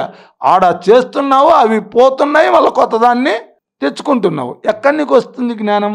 జ్ఞానం ఎక్కడొచ్చే అవకాశం ఉంది? చిత్తశుద్ధి లేకపోతే జ్ఞానోదయం అయ్యేకి లేదు. జ్ఞానం అంటే ఏమి ఇక్కడ తెలుసుకునేది కాదు, స్వరూప జ్ఞానం. నువ్వెవరో నీకు తెలియాలి. తీరిలో నువ్వు అర్థమైంది, నీకు అంతే అర్థమైంది అంతేగాని నీ లోపల అనుభవం రాలే. అనుభవం ఎందుకు రాలే? ఎక్స్పీరియన్స్ నీ అనుభవంలోకి ఎందుకు రాలేదంటే అందుకు రాలే, చిత్తశుద్ధి లేదు కాబట్టి. చిత్తశుద్ధి కలగాలంటే కర్మ చెయ్యాలి, ఫలితాన్ని ఆశించకూడదు. అప్పుడే చిత్తశుద్ధి కలిగే అవకాశం ఉంది. అంతే. లైను ఇట్లా తిప్పినావు అనుకో, బోల్టు ఆ పక్క బిగుసుకుంటుంది, ఈ పక్క తిప్పినావు అనుకో ఊడిపోతుంది. కర్మ ఏమొకటే, నువ్వు ఆ పక్క తిప్పుతాండావా ఈ పక్క తిప్పుతాండావా అనేది లైను. అదే జ్ఞానం. ఎంత సింపుల్గా చెప్పారు. అదే లైన్. తిప్పడమే ఒకటే పని. ఇట్లా తిప్పేది ఒకటే పని, ఇట్లా తిప్పేది ఒకటే పని. ఇట్లా తిప్పితే బిగుసుకుంటుంది, అట్లా తిప్పితే ఊడిపోతుంది. ఇట్లా నువ్వు ఓడగొట్టుకుంటావా, బంధింపబడతావా, బంధం నుంచి బయటపడతావా అనేది నీ చేతుల్లోనే ఉంది. ఇది ఎంత సింపుల్గా చెప్పారు సార్. ఆ పాయింట్ మనకు అర్థమైతే జీవితం ధన్యమైపోతుంది. ఈజీగా అదే నువ్వు పని నువ్వు ఎగస్ట్రా ఏం చేయొద్దు అంటాడు భగవానుడు. చెప్పేది నువ్వు ఎగస్ట్రా నీకు వద్దు ఏది వద్దు, అట్లా తిప్పేది ఇట్లా తిప్పు. ఇదే జ్ఞానం. జ్ఞానానికి అజ్ఞానానికి కొన్ని మధ్యలో తేడా అదే. నువ్వు ఇట్లా తిప్పుతాండావు, అది తెలిసినప్పుడు ఇట్లా తిప్పుతావు, అంతే అయిపోయింది, ఊడిపోతుంది. ఇట్లా తిప్పుతాండావు కాబట్టి బిగుసుకుంటాంది. నువ్వే కనిపించుకుంటాడావు దాంట్లో. ఇది మనకు అర్థమైతే ఆటోమేటిక్గా జన్మధన్యం అవుతుంది. ఇది జ్ఞానయోగం. ఆత్మానాత్మ వివేకం జ్ఞానయోగం. కర్మయోగం కూడా చెప్పేసినట్టు ఇప్పుడు మీరు కర్మలు ఎట్లా చేయాలనేది కర్మయోగంలో ఫలితాన్ని ఆశించకుండా పనిచేయాలి. ఆత్మానాత్మ వివేకం అంటే ఇది అనాత్మ ఆత్మ అని గుర్తించి ఈ శరీరాన్ని నేను కాదు, మనసు నేను కాదు, బుద్ధి నేను కాదు, వీటికి సాక్షి స్వరూపం అనేటువంటి వాడు ఆత్మను అనేటటువంటి స్థాయి రావాలా. నేను ఆత్మను, నాకు ఏ వికారాలు లేవు, నాకు సుఖము లేదు, దుఃఖము లేదు, లాభము లేదు, నష్టము లేదు, వీటన్నిటికీ అతీతుణ్ణి అనేటటువంటి అవగాహన రావాల. ఇది నీకు ఒకటే నీకు ఈ మాటతోనే వస్తుంది. నీ బుద్ధి అంత శుద్ధంగా ఉంటే వస్తుందేమో, లేదంతవరకు గ్రహిస్తుందో లేదో. ఒక జన్మతో వస్తుందని కూడా భగవానుడు అనలే. బహూనాం జన్మనామంతే జ్ఞానవాన్ మాం ప్రపద్యతే వాసుదేవ సర్వమితి సమహాత్మ సుదుర్లభ అంటాడు. దుర్లభ అని కూడా అన్నాడు. సుదుర్లభ, ఎన్నో జన్మల సాధనా ఫలితంగా ఒకానొక జ్ఞానోదయం అవుతుంది. అది వాని తుది జన్మ. అది కూడా ఎట్లుంటుంది, జీవాత్మ పరమాత్మల కలయికే కాదు, జగత్తును కూడా అనుభూతము నర్చుకుంటాడు. తన స్వరూపానుభూతే కాదు, స్వస్వరూపానుభూతితో ఆనందపడమే కాదు, మొత్తం సృష్టి మొత్తంలోనూ అనుభూతి చెందుతాడు. అంతట్లోనూ భగవంతుడు చెట్టును చూసినా, పుట్టను చూసినా, గుట్టను చూసినా, ఎక్కడ చూసినా ఆత్మానుభూతే కలుగుతుంది వానికి. అంతటా భగవంతుడే కనపడతాడు. భగవంతుడి కంటే అన్యంగా వేరేమీ కనపడదు. ఆ స్థితికి రావడము సుదుర్లభ అంటాడు, దుర్లభ అన్నాడు. ఎన్ని జన్మలు మనం దీన్ని సాధన చేస్తూ పోతే జ్ఞానాభ్యాసం అనేటటువంటిది బాగా పరిశుద్ధిని చేస్తుంది. జ్ఞానం అనేది ఎంత పరిశుద్ధత అంటే, ఇది నీకు అర్థమై దీన్ని శ్రవణ మనన నిధిధ్యాసాలని జరుపుతావు వినావనుకో, ఈ శ్రవణం చేసి మననం చేసినావనుకో అనుభవానికి వస్తుంది నిధిధ్యాసనం. శ్రవణం అంటే వినడం, విన్నదాన్ని ఏకాగ్ర చిత్తంతో వినడం శ్రవణం. ఏకాగ్ర చిత్తంతో, ఊరికే చెవులతో వినడం కాదు. ఊరికే చెవులతో అందరూ వింటారు. దాన్ని ఏకాగ్ర చిత్తంతో, నువ్వు రెండో ఆలోచన లేకుండా, నేను చెప్తేనే ఆడ డివైడర్ ఉంది, ఈ పక్కన వాళ్ళు వింటాడారంటే దానిపైన దృష్టి, అన్ని సౌండ్లు వస్తాయని దాన్ని పట్టుకోకుండా ఒకే దానిపైన దృష్టి సారించారే, అది ఏకాగ్ర చిత్తం. ఏకాగ్రతతో విన్నారు. అది ఏమంటాడు, దాన్ని శ్రవణము అంటాడు. తర్వాత విన్నదాన్ని తిరిగి మననం చేయాలి. రిపీట్ నెమరు వేసుకుంటానే ఉండాలి. అలా రిపీట్ చేయంగా నీకు శుద్ధి అయిపోతుంది, అంతరంగం శుద్ధి అయిపోతుంది. ఎప్పుడైతే నువ్వు మననం చేస్తూ ఉంటాడో అనిత్యమైన విషయాలపైన ఆసక్తి పోతుంది. ఇవన్నీ శాశ్వతం కాదు, కేవలము నా భ్రమ అనేది అర్థమవ్వడమే. భ్రమ ఎంతెంత నీకు వాస్తవం ఎంతెంత అర్థమవుతుందో అంతంత భ్రమ పోయినట్టు లెక్క. ఆటోమేటిక్గా ఆసక్తి ఉండదు. ప్రపంచంలో ఉంటావు, ప్రపంచంతోనే ఉంటావు, ప్రపంచ విషయాలన్నీ చేస్తుంటావు, అయినా నీకు దాని పట్ల ఆసక్తి మాత్రం ఉండదు. అది ఆటోమేటిక్గా వెళ్ళిపోతుంది. ఆ జ్ఞానం యొక్క పవర్. అజ్ఞాన కలుషం జీవం జ్ఞానాభ్యాసాత్ వినిర్మలం కృత్వా జ్ఞానం స్వయం నశ్యత్ జల కథకరేను అంటాడు శంకర్లు. చిల్లిగింజల పొడి మురికి నీటిని పరిశుద్ధం చేసి నీటిలోనే కలిసిపోతూ ఉన్నట్లుగా అజ్ఞానం చేత కలుషితమైన జీవుని జ్ఞానాభ్యాసం అనేటటువంటిది బాగుగా పరిశుద్ధిని చేసి గురువు ఇచ్చిన జ్ఞానం తనంతట తానుగానే లీనమైపోతూ ఉంది. గురువు ఇచ్చిన జ్ఞానం కూడా ఉండదు. ఇంకా ఏది నువ్వెవరో నీకు అర్థమైతే ఇంక దాంతో పని లేదు. ఇప్పుడు మనం అటు నుంచి ఇటుకు రావడానికి మనకు ప్రయాణం ఉంది, ఇటుకు వచ్చిందే ఏం ప్రయాణం లేదు, ఇంకా అవసరం లే ప్రయాణం. మన గమ్యం చేరినాక కూర్చుండాం, అంతే అయిపోయింది. అలా అయిపోతుంది, దాంతో ప్రయాణం లేదు. అక్కడ చిల్లిగింజల పొడి అని ఉండేది పూర్వం. చిల్లిగింజలన్నీ వస్తాయి, అవి పొడి చేసి నీళ్ళలోకి వేస్తే బురదనంతా ఒకసాటికి తీసుకొని బురదతో పాటు తను మునిగిపోతుంది, కన్నీగా అయిపోతాయి నీళ్ళు. ఆ బురదతో పాటు అది అంతా ఒకసాటి క్రోడీకరి అంతా సమకూర్చుకొని ఒకసాటి ముద్ద చేసుకొని తీసుకొని వెళ్ళిపోతుంది లోపలికి. ఆ లోపలికి పోతే ఆ నీళ్ళు క్లీన్ అవుతాయి. అదేవిధంగా జ్ఞానాభ్యాసం అనేటువంటిది మనలో అజ్ఞానాన్ని అంతా తీసేసే వరకు అలా తీసుకుంటుంది. ఏది శ్రవణము మననము మనం బాగా చేసినప్పుడు ఆ అజ్ఞానాన్ని అంతా ఒకసాటికి తీసుకుంటుంది. దీని మోహం లేకుండా తీసుకుపోయి కింద కూర్చోబెడుతుంది. తీసుకుపోతే ఇంకా నువ్వెవరో నీకు అర్థమైపోతుంది. అజ్ఞాన కలుషితమైన జీవుని జ్ఞానాభ్యాసం అనేటువంటిది ఇది ఆత్మబోధలో ఎంత అద్భుతంగా చెప్తాడో తెలుసా. అది అనుభవానికి ఎట్లా వస్తుంది, దానికి ఏ వికారాలు ఉండవు. ఆత్మ ఆత్మ అంటారు కదా, ఆత్మని ఎట్లా నువ్వు అనుభవానికి తెచ్చుకోవాలా? అనుమాన ప్రమాణం, నువ్వు ప్రత్యక్ష ప్రమాణం నీకు చేతకలేదు, అనుమాన ప్రమాణం అని పెట్టుకో అంటాడు శంకరులు. అనుమాన ప్రమాణం ఎట్లా? మనం గాఢ నిద్రలోకి వెళ్తున్నాం కదా, గాఢ నిద్రలో ఆడ లాభం ఉందా, నష్టం ఉందా, కష్టం ఉందా, సుఖం ఉందా, లేదంటే మిత్రుడు ఉండాడా, శత్రుడు ఉండాడా, ఎవరు ఉంటారు ఆడ? లేదంటే నీ సావుకారిని అనేది ఉందా, లేకపోతే నేను బీదోన్ని అనేది ఉంది? ఏది లేదు. రాగేచ్ఛ సుఖదుఃఖాది బుద్ధౌ సత్యం ప్రవర్తతే సుసుప్తౌ నాస్తి తన్నాసే తస్మాత్ బుద్ధేస్తునాత్మనః అంటాడు శంకరులు. ప్రేమానురాగాలు, కోరికలు, సుఖదుఖాలు మొదలైనవన్నీ బుద్ధి పనిచేస్తూ ఉన్నంత వరకు అవన్నీ సత్యమైనవేదే అనే విధంగా తెలుస్తూనే ఉంటాయి. బుద్ధి పనిచేయకుండా లయించిపోయిన గాఢ నిద్రాస్థితిలో ఆ గుణాలు ఏవీ తెలియవు. ఏమి శ్లోకం ఇది అసలు! నీ ఆత్మానుభవం నీకు ఎట్లా, నీ అనుభవం ఎట్లుంటుంది అనే దానికి ఎంత ఉపమానం చెప్పాడు చూడి. ఏమి ఉపమానం ఇది! ఎంత అద్భుతమైన ఉపమానం అంటే, నీకు గాఢ నిద్రలో సుఖములు, ప్రేమానురాగాలు, కోరికలు, సుఖదుఖాలు మొదలైనవన్నీ కూడా బుద్ధి పనిచేస్తూ ఉన్నంత వరకు అవన్నీ సత్యమైనవే అనే విధంగా తెలుస్తూనే ఉంటాయి. అవి నిజమే అనుకుంటాం అంతవరకు. ఇప్పుడు భార్య నిజమే అనుకుంటాం, భర్త నిజమే అనుకుంటారు, పిల్లలు నిజమే అనుకుంటాం, ఈ ఇల్లు నాది అనుకుంటాం, ఈ ఆస్తులు నావి అనుకుంటాం, ఆ ధనము నాది అనుకుంటాం. ఇవన్నీ బుద్ధి పనిచేస్తున్నంత వరకే. ఇవి నేను కోటీశ్వరిని అనుకుంటాను, వాడు బీదోడు అనుకుంటాడు, నాకు కష్టం వచ్చింది అనుకుంటాడు, వాడు సుఖంగా ఉన్నాడు అనుకుంటాడు. ఈ సుఖము లేదు, దుఃఖము లేదు, లాభము లేదు, నష్టము లేదు, దరిద్రుడు లేదు, ఐశ్వర్యవంతుడు లేదు, ఏ వికారాలు లేవాడ, నిర్వికారం. నువ్వు మాత్రమే ఉంటావు. నువ్వు ఉండవు అనే దానికి గుర్తు లేదా అంటే ఏమంటే నీకు ఆడంగా నిద్రపోయిన పోలువులు నిద్ర పట్టిందంట, ఆడ ఉండవు. నువ్వు సత్యరూపంగా ఆడ ఉండవు, జాగ్రత్తావస్థలోనూ ఉండవు, స్వప్నావస్థలో ఉన్నావు, సుషుప్తావస్థలోనూ ఉండవు. మూడవస్థల్లోనూ మళ్ళా తిరిగి స్వప్నావస్థకు వస్తున్నావు, మళ్ళా జాగ్రత్తావస్థకు. ఈ త్రిపుటిలోనే తిరుగుతా ఉండవు. ఈ మూడవస్థలు దాటి నాలుగో దానికి తురియంలోకి వెళ్ళలే నువ్వు. తురియ స్థితి, ఆ స్థితికి వెళ్ళాలంటే నువ్వు సాక్షిగా నిలబడాలి. ఆడ కూడా సుషుప్తిలో కూడా ఇది కూడా దాన్ని కూడా నువ్వు సాక్షిగా గమనించే స్థాయి ఉంటే నీ స్వరూప జ్ఞానం నీకు కలుగుతుంది. అటు పోయేప్పటికి నువ్వు స్మృతి కోల్పోతాండవు, విస్మృతిలో పడిపోతాండవు. నువ్వు అనుభవిస్తున్నావే కానీ స్వరూప జ్ఞానం అనుభవిస్తున్నావు, స్వరూపానందాన్ని అనుభవిస్తున్నావే కానీ నీకు స్మృతితో అనుభవించాలి. ఆ విస్మృతిలో పడిపోయినావు. ఆ విస్మృతిని పోగొట్టుకో, ఎరుకతో గమనించు, నువ్వు ఎవరో నీకు తెలుస్తుంది, నీ స్వరూప జ్ఞానం నీకు కలుగుతుంది అని చెప్పి ఎంత అద్భుతమైన పాయింట్ అందిస్తాడో ఆయన శంకరులు.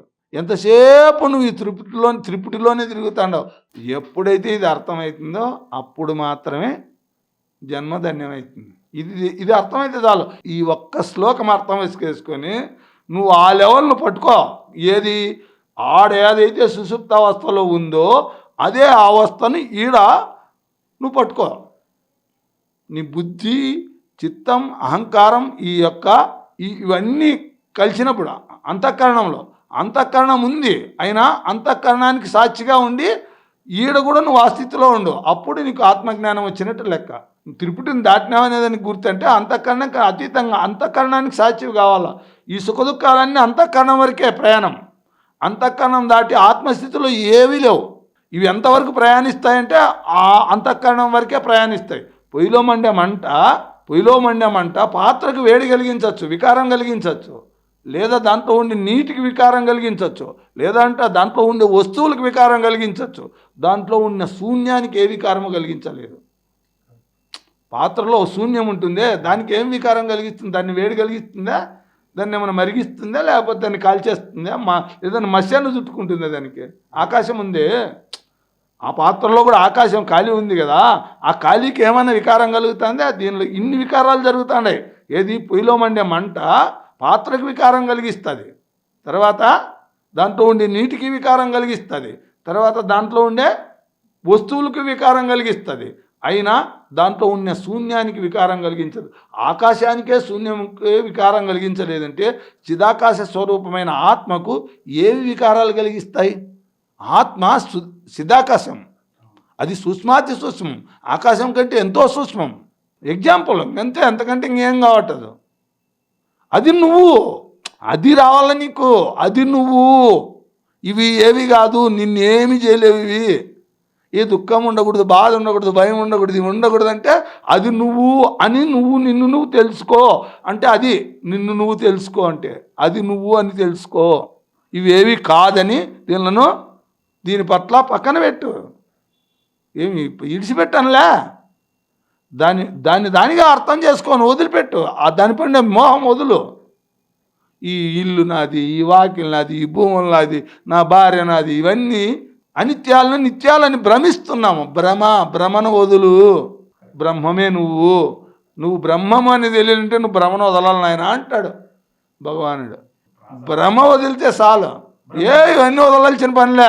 దీని మీద ఉండేవి ఇవి నావి అనే భ్రమ ఉందే, ఆ భ్రమను వదిలితే చాలు. ఇల్లు ఇడిచిపెట్టాల్సిన పనిలే, వాకిలు ఇడిచిపెట్టాల్సిన పనిలే, భార్యను ఇడిచిపెట్టాల్సిన పనిలే, పిల్లల్ని ఇడిచిపెట్టి ఏదో అడుగులకు పోవాల్సిన పనిలే. ఇది నువ్వు అర్థం చేసుకొని ఆ భ్రమను వదిలిపెట్టి చాలు. బ్రహ్మంగా నువ్వే బ్రహ్మమని నీకు అర్థమవుతుంది. ఇదే ఆత్మజ్ఞానము, ఇదే బ్రహ్మజ్ఞానము. బ్రహ్మజ్ఞానం అంటే ఏమో యాదో ఎక్కడో ఉంటుంది, ఎక్కడో ఎప్పుడో వచ్చేది కాదు, ఇప్పుడే ఇక్కడే. కామక్రోధాలు, లోపమోహాలు ఇవేం పుట్టావు ఇంక నీకు. ఆ జ్ఞానము పూర్తిగా అవగాహన లేకొచ్చి అనుభవం లేకొచ్చింది అనుకో, ఈ మోహం పుట్టదు ఇంకా. ఇది ఎప్పుడు నువ్వు చేస్తావో అప్పుడు నువ్వు నీ జన్మను ధన్యం చేసుకుంటావు. ఏం ఉదాహరణలు ఇస్తాడు శంకర్లు, అబ్బబ్బబ్బబ్బా. అస్సలు ఆయన ఒక్కొక్క పద్యము ఒక్కొక్క శ్లోకము చదువుతా అంటే మన తలకాయ కూడా ఖాళీ అయిపోతుంది. అజ్ఞాన కలుషితమైన జీవుని జ్ఞానాభ్యాసం అనేటువంటిది బాగా పరిశుద్ధిని చేసి గురువు ఇచ్చిన జ్ఞానం తనంతట తానుగానే లీనమైపోతుంది. ఇంకా అర్థమైన జ్ఞానంతో పని లేదు, ఎరుకు కలిగిన ఏం జ్ఞానంతో పని లేదు. ఇంకా అది కలిగేంత వరకే మనకు వాస్తవం అర్థమైందా, దాన్ని ఇంకా ఆ జ్ఞానంతో కూడా పని లేదు. అంత పరిశుద్ధిని చేస్తుంది. అంత లోతుగా నువ్వు డీప్గా పోవాల్సి వస్తుంది, అంత లోతుగా శ్రవణ మననాలు జరగాల్సి వస్తుంది. ఆ శ్రవణ మననాలలోనే ఉంది కథ అంతరంగం, లేదంటే ధ్యానంలోనూ ఉంది. ధ్యానంలో కూడా అంత తీక్షణమైన సూపు కావాలా. ఇక ధ్యానయోగానికి వచ్చేటప్పుడు తీక్షణమైన సూపు. ఎంతెంత తీక్షణంగా నువ్వు చూడగలుగుతావో అంతంతగా దానిలోకి దూరం అవుతావు. ఇప్పుడు నువ్వు గమనిస్తే దాన్ని ధ్యానంలో గమనిస్తుంటావు, నొప్పి వచ్చింది, నొప్పిని గమనిస్తూ ఉండి ఆడే నిలబెట్టి చూడి, అది ఉండదు, మాయమైపోతుంది, ఉండదు. దాని నుంచి నువ్వు దూరం అవుతావు, అది నువ్వు కాదు. ఆ వికారాలన్నీ పోతాయి. ధ్యానంలో కూర్చున్నప్పుడు కూడా శరీరము, మనస్సు, బుద్ధి అన్నీ మాయమై ఆనంద స్థితికి చేరతాం, అర్థమైపోతుంది. ఏ విధంగా అయితే గాఢ నిద్రలోకి పోయేటప్పుడు సుషుప్తావస్థ, జాగ్రత్త నుంచి స్వప్నావస్థకు, స్వప్నావస్థ నుంచి సుషుప్తికి వెళ్తాడామో, ఇది పూర్తిగా ఎరుక కలిగించుకో. ప్రతి అవస్థ మారేది నువ్వు గమనిస్తూ ఉండు. ధ్యానం అంటే గమనించడం, ప్రతి అవస్థలోనూ ఎరుకతో ఉండడమే, చూస్తూ ఉండడమే. కేవలం చూపు మాత్రమే ఉండాలి, ఏ పేర్లు పెట్టద్దు, ఏ తీర్పులు ఇవ్వద్దు. ఊరికే కేవలం చూపు మాత్రమే ఉంటే అది మాత్రమే ధ్యానం. ఇది నొప్పి అని కానీ, ఇది బాధ అని కానీ, అది సంతోషం అని కానీ, అది ఆనందం అని కానీ ఏమీ ఉండకూడదు. కేవలం చూడడం మాత్రమే ఉండాలి. కేవలం చూస్తే మాత్రమే ఖాళీ అయిపోతుంది. కేవలం చూడుకోకుండా నువ్వు ఏ భావం చేసినా ఆ భావమే అది అక్కడ పనిచేస్తుంది. ఈ విచారణ మార్గంలో, జ్ఞాన మార్గంలో ఒక లెవెల్లో పోవచ్చు, ధ్యాన మార్గంలో ఒక లెవెల్లో పోవచ్చు, దాటవచ్చు. విచారణ మార్గంలో ఈ లెవెల్లో దాటుతాడు, ఆ ధ్యాన మార్గంలో ఆ లెవెల్లో తీక్షణమైన చూపుతో దాటుతాడు. ఇక్కడ శ్రవణ మననాలతో దాటుతాడు. ఈ శరీరము, నీ మనస్సు, బుద్ధి, చిత్త, అహంకారం నేను కాదు అనేటటువంటి అవగాహనతో వాడికి సాక్షి అయిపోతాడు. ఆడ కేవలము దాన్ని చూస్తూ చూస్తూ చూస్తూ సాక్షిగా మారిపోతాడు, అలా నిలబడిపోతాడు. అప్పుడు అర్థమైపోతుంది, ఆడ కూడా అర్థమవుతుంది, ఈడ కూడా అర్థమవుతుంది. దేహేంద్రియ మనోబుద్ధులు నేను కాదు అని. అంతవరకు ఇవి నేను అనే ఆ భ్రమ ఉంటుంది. ఆ భ్రమను తొలగించుకోవాలా. ఆ భ్రమను తొలగించుకోవాలంటే ఈ రెండు మార్గాలు హయ్యెస్ట్ మార్గాలు. కర్మయోగం అంటే కర్మ చేసి ఫలితాన్ని ఆశించినప్పుడు చిత్తశుద్ధి కలిగి వాడికే అవగాహన వచ్చేస్తుంది, స్వరూప జ్ఞానం కలుగుతుంది. కర్మ ఇంకా భక్తి యోగం. భక్తి అంటే చాలామందికి భక్తి అంటే అసలే తెలియదు. ఇంకా ఇది ముక్కుండేది భక్తి అనుకుంటారు. కోరికలు కోరుకునేది, కోరికలకి కోరినంత వరకు అది భక్తి కింద రాదు. ఆ భగవతత్వం నీకు అవగాహన లెక్క రాకపోయినంత వరకు నువ్వు అట్లే ఉంటావు. మీరాబాయిలో కూడా కొంచెం మళ్ళా కలుషితం ఉంటుంది. అది కూడా అంటే కృష్ణునే భగవంతునిగా భావించింది ఆమె. అంటే అట్లా లెక్క వేసుకుంటే వాళ్ళ యాంగిల్ వేసుకుంటే కృష్ణుడు అంటే కృష్ణ అంటే కృష్ అంటే చైతన్య స్వరూపం అంటే మొత్తం అంతా నిండి ఉండేదని ఆ భావంలోకి వస్తుంది. అంటే ఎందుకంటే కొన్నాళ్ళు ఆ రకమైన భక్తి చేస్తా వచ్చిన వాళ్ళకి కూడా పూర్తి క్లారిటీ ఇస్తాను అంటాడు భగవానుడు భగవద్గీతలో. తేషాం సతతయుక్తానాం భజితాం ప్రీతిపూర్వకం దదామి బుద్ధియోగం తమ్యేనా మాముపాయాంతతే అంటాడు. ఎల్లప్పుడూ నాయందే మనస్సు గలవారై నన్నే భజించినట్టు వారికి దేనిచో వారు నన్ను పొందగలరో అట్టి జ్ఞానయోగమును వారికి ప్రసాదించదను, వాళ్ళకి అవగాహన కల్పిస్తాను అంటాడు. ఎందుకంటే ఇక రెండో దాన్ని లేకుండా దాని మీదే ఏకాగ్రతతో నిలబడిపోయింది అనుకో, అప్పుడు వాడికి చిత్తం శుద్ధమవుతుంది, అప్పుడు జ్ఞానం ఉదయిస్తుంది. జ్ఞానం ఉదయించినప్పుడు స్వరూప జ్ఞానం కలుగుతుంది. సింపుల్గా చెప్పేది కదా. అసలు నువ్వు అర్పించల్లా, నువ్వు ఏది ఇట్లా పెట్టకూడదు, చెయ్యి ఇచ్చేది ఉండాలి కానీ తీసుకుంటే రాకూడదడా. నీకు దగ్గరుండే సొత్తు ఏంది? మనస్సు, బుద్ధి, చిత్త, అహంకారాలు. ఈ 4 దానిలను విడిచిపెట్టు, అది భక్తి. అవి అర్పించు. ఇప్పుడో అప్పుడో ఉన్నాడు అట్లా కాదు, కంటిన్యూగా అర్పించేసేయి. అది కాదనుకో, ఏ పనే ఏ కర్మనే చేసుకో, అంత భగవంతుంది, నాది కాదను, నాది అనొద్దు. తస్మాత్ సర్వేషు కాలేషు మామనుస్మర విద్యచ మయర్పిత మనోబుద్ధి మామే వైశత్య సంశయ అంటాడు. సర్వకాల సర్వావస్థల యందును నన్నే స్మరించుచు నీ కర్తవ్యము యుద్ధమనర్పము. ఇలా నీ మనోబుద్ధులు నాకు సమర్పించడం వల్ల నిస్సంశయంగా నన్నే పొందేదవు అంటాడు. సర్వకాల సర్వావస్థల యందును నువ్వేం పని చేస్తానని నేను చేస్తానని భగవంతుని యొక్క కీ నేను చేస్తాను, జరుగుతుంది అంతే. ఈ పని నేను చేస్తానని అహంకారాన్ని పక్కన పెట్టు, అంతా భగవంతుడు జరిపిస్తాడు, నీకు సంబంధమే లేదు.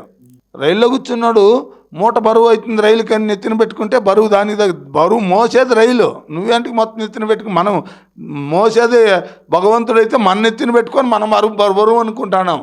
అసలు బరువు అనేదే లేదు, భక్తునికి బరువు అనేది కనపడదు. భగవంతునికి అర్పించిన తర్వాత వానికి ఏం బరువు లేదు.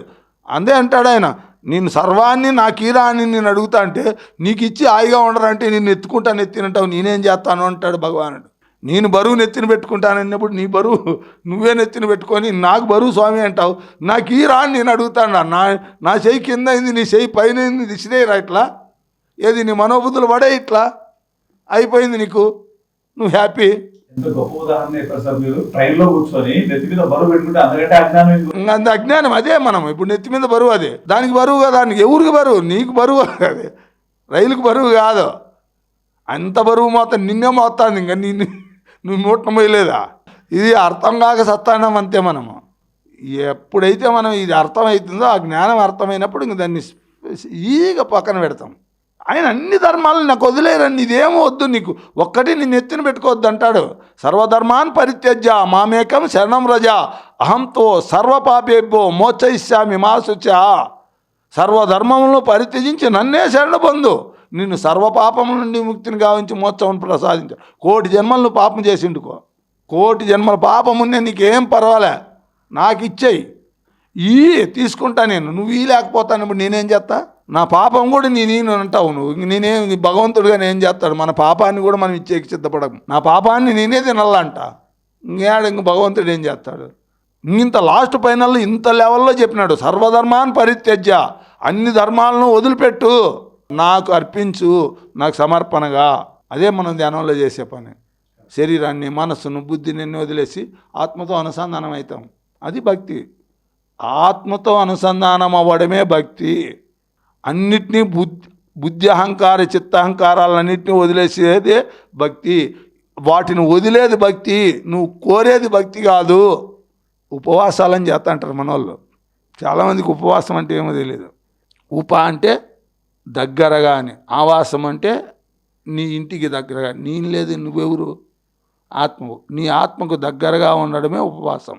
అంటే ఇంద్రియాలను, మనస్సును, బుద్ధిని అన్నీ వదిలిపెట్టి నీతో నువ్వు ఉండడమే ఉపవాసం. ఇంద్రియ విషయాలన్నీ కూడా పుడ్డే. నువ్వేం తినే ఆహారమే కాదు పుడ్డు, చూడడము పుడ్డే, అది కూడా ఆహారం. కంటికి ఆహారం, వినడం చెవికి ఆహారం, నాలుగు రుచి చూడడం ఆహారం, చర్మానికి స్పర్శించడం ఆహారం, ఈ పంచేంద్రియాలు ఆహారాలే, ఇవన్నీ పంచాహారాలే. ఒక ఆహారమే కాదు, నోట్లోకి పెట్టుకొని తినేదే కాదు, చెవుతో వినడము, కంటితో చూడడము అన్నీ. ఎందుకంటే కన్ను మూసేయి, ఈ అన్ని ఇంద్రియాలను నువ్వు పూర్తిగా స్టాప్ చేస్తేనే నువ్వు నీ స్వరూపంతో అనుసంధానం అవుతావు.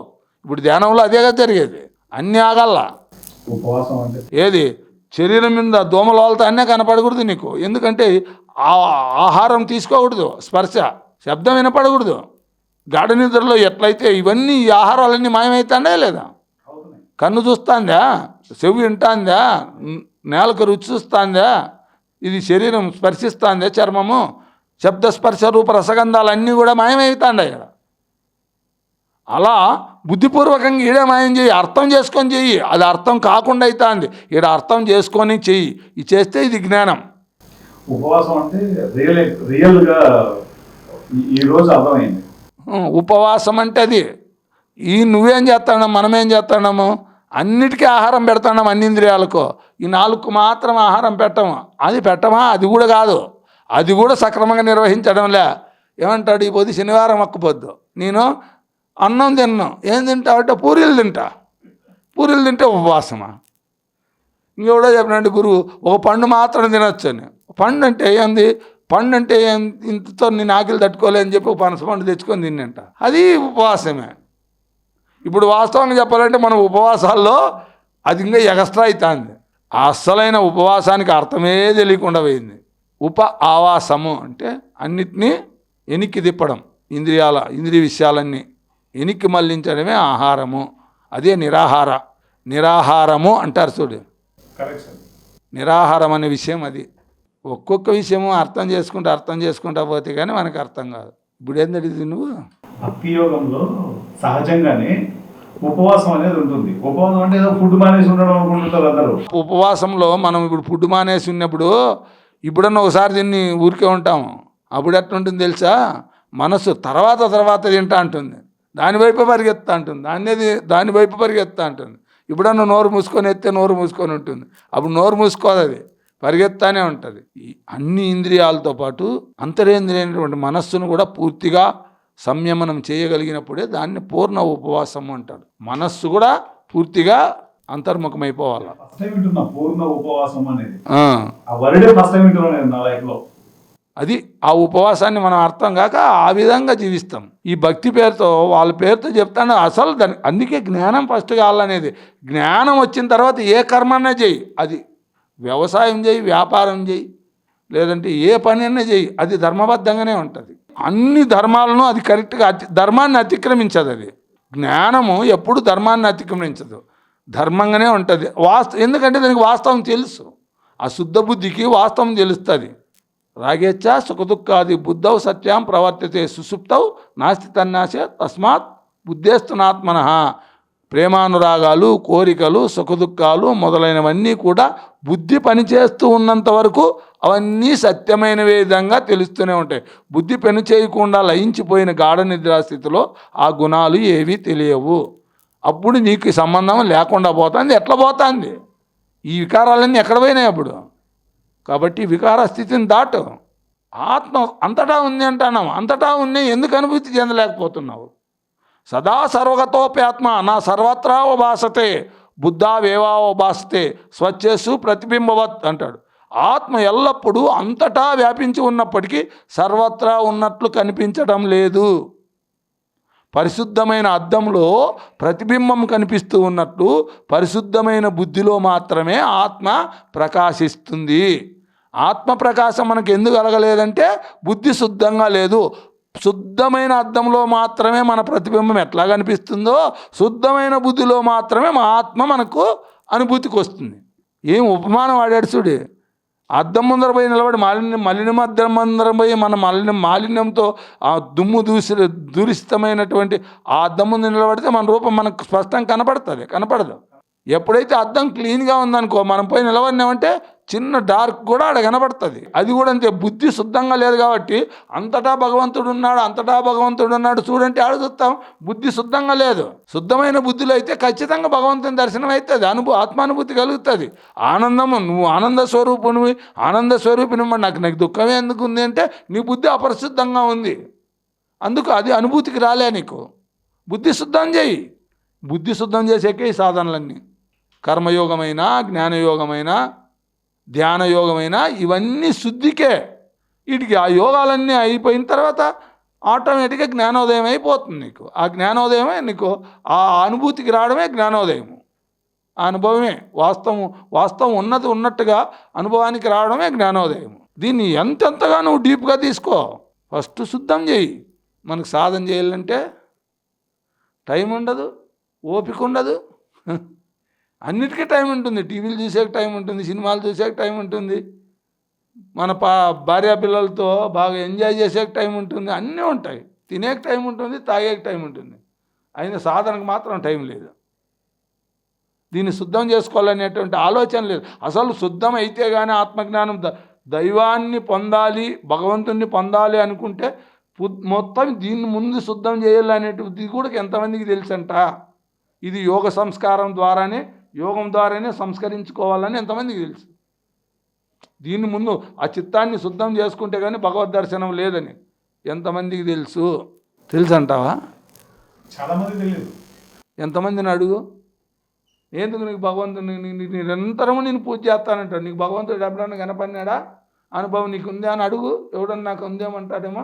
నేను పుట్టినప్పటి నుంచి చచ్చే వరకు ధ్యానంలో ఆ గుళ్ళో పద్దం లేచినప్పటి నుంచి బొట్టు పెట్టుకుంటాడా, నామాలు పెట్టుకుంటాడా, టెంకాయలు కొడతాడా, పూజలు చేస్తాడా, నీకు భగవంతుని దర్శనం అయిందాను. నీ ఆనందంలో ఉండవాలి. ఆ భగవంతుని దర్శనం అంటే కనపడడం కాదు, ఊరికే సీన్ కనపడేది కాదు. ఆనంద స్థితి, స్వరూప జ్ఞానం అంటే ఆనందంలో ఉండవా? నీకు దుఃఖం లేదా? యోగం అనేది సమస్తమైన దుఃఖాలకు దూరం చేస్తుంది. సర్వదుఃఖానం హనిరస్సోపజాయతే ప్రసన్నచేత హసిబుద్ధి పర్యవతిష్ఠితే అంటాడు భగవద్గీతలో. ఆత్మ నిర్మలమైన నిశ్చలమైతే నీకు ఆనందం కలుగుతుంది. అది చాంచల్యంగా ఉందని చెప్పు, మనస్సు చాంచల్యంగా ఉందని చెప్పు, అనుభూతి నీకు రాదు. బుద్ధి ఎప్పుడు కదులుతానే ఉంటుంది. ప్రసాదే సర్వదుఃఖానాం హనిరస్సోపజాయతే ప్రసన్నచేతస హసిబుద్ధి పర్యవతిష్ఠతే అంటాడు. మనస్సు నిర్మలమై ప్రశాంతముగా ఉన్నచో సర్వదుఃఖములు నశించును. ప్రసన్న మనస్కును బుద్ధి స్థిరమై ఉండును. స్థిరమైన బుద్ధి కలిగినోనికి దుఃఖం అనేది లేదు. ఆ బుద్ధి స్థిరంగా లేకపోవడం వల్లే, అస్థిరం అవ్వడం వల్లే దుఃఖం ఉంది. దుఃఖం అనేది లేదు నైనా, నువ్వు ఆనంద స్వరూపినివి అంటాడు భగవానుడు. దాన్ని శుద్ధం చేసుకో, దాన్ని స్థిరం చేయి. ఎప్పుడైతే మనస్సును, బుద్ధిని నువ్వు స్థిరం చేస్తావో ఆటోమేటిక్గా అయిపోయింది. అక్కడ ఆత్మజ్ఞానం నీకు కలుగుతుంది. దానం చేసేకే, అవి శుద్ధం చేసేకే ఈ కర్మలన్నీ. ఈ కర్మలు కూడా ఫలాపేచ్ఛ లేకుండా నువ్వు కేవలం కర్మయోగంలో నువ్వు ఫలితాన్ని ఆశించకుండా కర్మ చేయి. జ్ఞానయోగంలో ఆత్మానాత్మ వివేకంతో అనాత్మ పట్ల ఆసక్తిని వదిలిక ఉండు. తర్వాత జ్ఞానయోగంలో తీక్ష్ణమైన చూపుతో మనోబుద్ధి చిత్తహంకారాలకు సాక్షిగా నిలబడు. భక్తి యోగంలో అంతా భగవంతుందే, నాదేమీ లేదని నిర్మలమై ఉండు. అప్పుడు నీకు ముక్తి. 4 యోగాలు కూడా ఎక్కడికి తీసుకొచ్చినా ఇటుకి తీసుకొచ్చి పెడతాయి ఫస్ట్కు లాస్ట్కు. భక్తిని భక్తిగా చూడలే, కర్మని కర్మగా చూడలే, ధ్యానాన్ని ధ్యానంగా చూడలే, జ్ఞానాన్ని జ్ఞానంగా చూడలే. అన్నీ వ్యతిరేక దిశలో ఉన్నాయి. ఏవి దీని గురించి అర్థం కాదు. ఫస్ట్ జ్ఞానం కావాలా, ప్రతి దాని గురించిన అవగాహన కావాలా. తర్వాత అజ్ఞానం తొలగించుకునేకి అవకాశం ఉంది. అందుకే ఏం చెప్తాడు శంకర్, లాస్ట్ ఫైనల్ శంకర్ చెప్పిన మాట వాస్తవం. ఈ 3 లోకాల్లోనూ భవబంధాల నుంచి బయటపడేయగలిగేది ఏదైనా ఉందంటే అది సజ్జనుల సాంగత్యమే. జగతి సజ్జన సంగతి రేఖ భవతి భవార్ణవతరణేనవ. అంతే. కాతే కాంత ధనగత చింత వాతులకిం తవ నాస్తిని ఎంత త్రిజగతి సజ్జన సంగతి రేఖ భవతి భవార్ణవు తరుణే నౌక అంటాడు. ఇంతకంటే ఇంక మార్గం లేదు నాయనా అని చెప్తాడు. చూశారు కదండి ఈరోజు. మరి ఎంత అద్భుతమో ఇది. మొత్తం ఎస్సెన్స్ అంతటిని 4 యోగాలలో, ఆ 4 యోగాలైనటువంటి జ్ఞానయోగము, కర్మయోగము, భక్తి యోగము, ధ్యానయోగము, రిమైన్ ఈ 3 యోగాలకు కూడా జ్ఞానం ఉంటే కానీ ఆ యోగాలలో పరిపక్వత రాదు. ఎంత సింపుల్గా చెప్పేశారు సార్ ఈరోజు. ముఖ్యంగా ఉపవాసము, పూర్ణ ఉపవాసం. ఉపవాసం అంటే తినకోకుండా ఉండడం అనేది మనందరికీ తెలుసు, కానీ పూర్ణ ఉపవాసం, ఉపవాసం కూడా కాదు. ఉపవాసానికి అంటే మనతో మనం దగ్గరగా ఉండడం పూర్ణ ఉపవాసం. అది కూడా ఇంద్రియాలన్నింటినీ అంతర్ముఖం చేసి కన్ను, ముక్కు, చెవి, నాలుక ఇది చూసేది ఆహారమే స్వీకరించినట్టే, చెవు స్వీకరించినట్టే. నాట్ ఓన్లీ ఫుడ్, ఇంద్రియాలన్నింటినీ కూడా అంతర్ముఖం చేయడం.